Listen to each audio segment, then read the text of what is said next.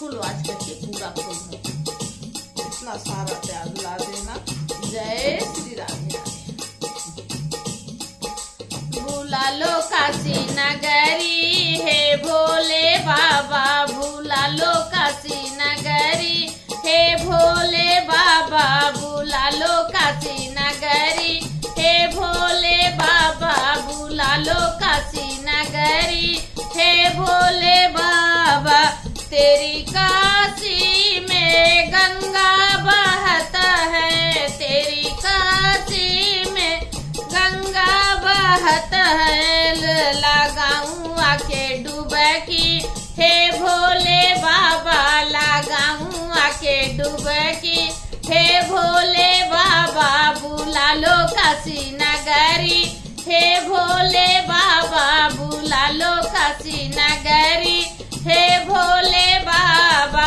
तेरी काशी में मुक्ति मिलत है, तेरी काशी में मुक्ति मिलत है, दिला दो मुझे मुक्ति हे भोले बाबा, दिला दो मुझे मुक्ति हे भोले बाबा। बुला लो काशी नगरी हे भोले बाबा, बुला लो काशी नगरी हे भोले बाबा।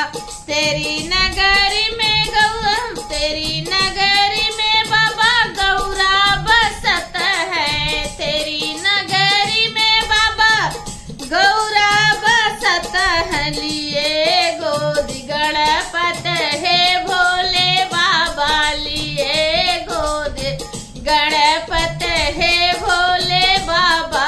बुला लो काशी नगरी हे भोले बाबा, बुला लो काशी नगरी हे भोले बाबा।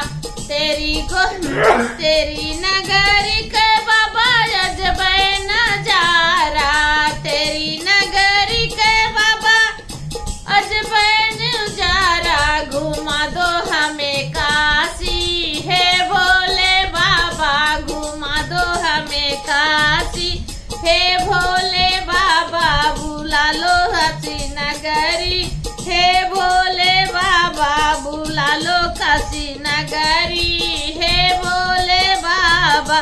काशी गए से बाबा विपत कटता है, काशी गए से बाबा विपत कटत है, अरे काटो विपत सगरियू हे भोले बाबा, काटो विपत सगरियू हे भोले बाबा।